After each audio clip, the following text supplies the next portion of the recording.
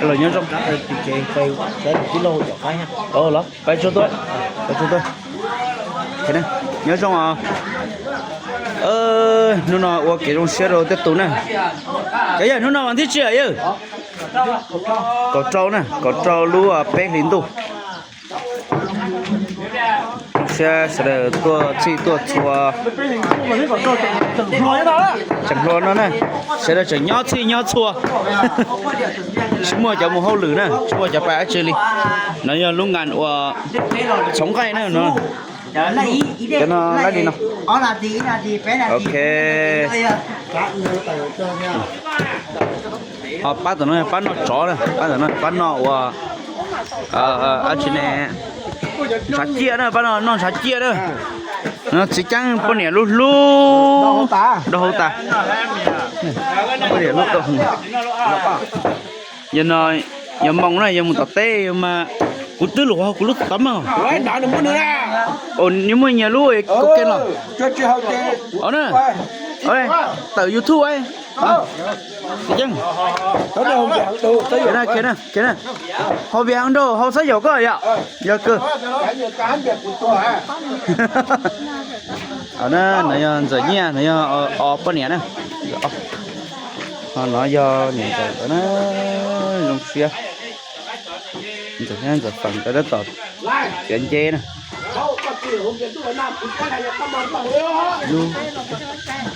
Wow, có bốc lấy chừng sao giờ video đông đô. Rồi lô giờ có tông nữa chừng thử luôn, lấy ta. Ôi, trời bữa đó hả? Bao nhiêu cú. Bây giờ chef bên này nè. Ok. Bây giờ này chef bên này nó tôi chỉ chiên coi. Mà đu rồi. Giờ lồng câu. Cái nó phải nó sắp phải nó. Cái con này nó. Cuốn thay video sao của mẹ? Nó đang chống cờ mà. Nó chống cờ. Chống á thì nó đang chống cờ. Dạ, nuôi mua ở trong này. Giờ đang đi trong này. Nói nghe. Nghe, chua.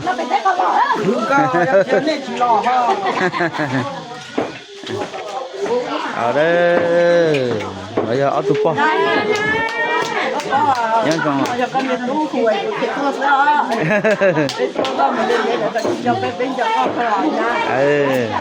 Con tròn tôi bó ơi, nó chẳng sẽ được tôi. Bây giờ bó tặng này nữa, bó tặng chẳng lúa chứ tao lâu đi nữa. Nó cái chỉ là cái xanh như là nó bé dòng bồn nó tan thì con đó. Sẽ được chẳng lúa nữa. Cái này không sao tông đâu lấy cái chỉ nó cũng thấy khi đi thôi cái chỉ trong cái cái này nè nó đâu có cho tôi cho nhát thảo nó nhón vào trong cái mà cái cảnh thấy đấy. Chó tụi con nó ở tụ rồi bây giờ mình nhổ như thì nó mua món muôn cần là gửi ở tụi tôi say nè. Còn rồi coi dầu nè. Nó giờ chọn nha, cho tụi nó sát chọn nha nè, nó bó dê nữa.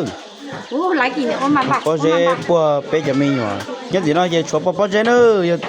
Cái giờ bó dê gửi ở tụ rồi bây giờ mình nhổ sẽ được mấy được. Con đến à? Nó xuống rồi. Dần băng lên. Được. Có từ nha. Có trò.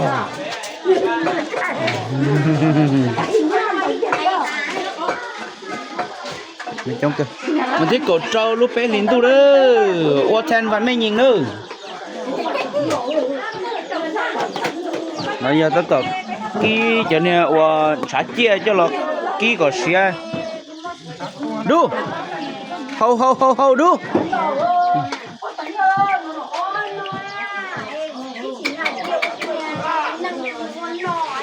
Cái đó từ YouTube đó.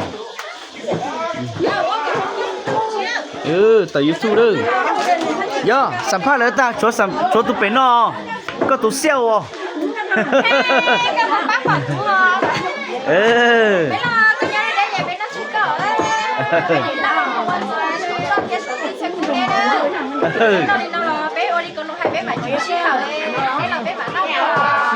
Iyo xong rồi mẹ là mẹ mà tôi tu tử đó mới sợ đơn gì nó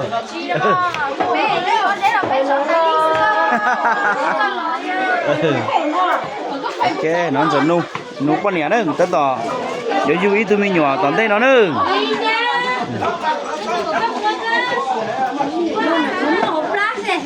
chẳng nhớ yêu ha chẳng nhớ yêu luôn thế cho tôi yêu rồi chẳng nhớ yêu á à trở lại can ô số mỏ ta chị tao rồi trở lại can xuống ngay nó lại can xuống ngay nữa ui nó lại can xuống ngay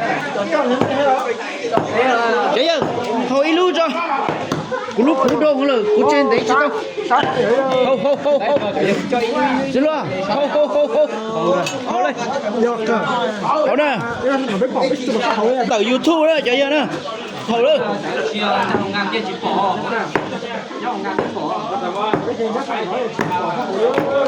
Lâm Bông, hô hô nu luôn hô mang ấy chưa lì bắt chế hô chính chân sách công tàu đấy chính chân sách công tàu hả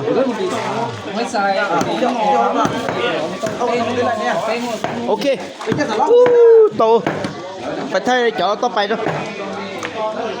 ơi nó nè mình nhỏ o nữa nè chỉ là nó luôn bị tiêu hút gió chỉ hút o nữa tiêu gió nó gió theo nhiệt dần cái này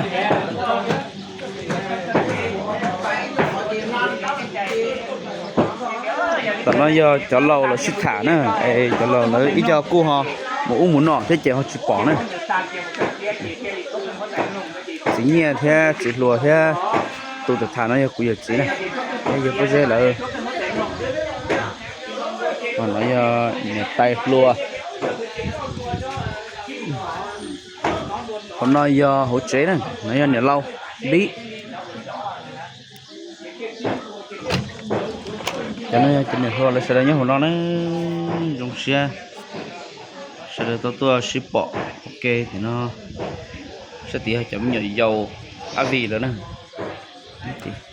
nên đã sửa của thay nó sửa mail sao được không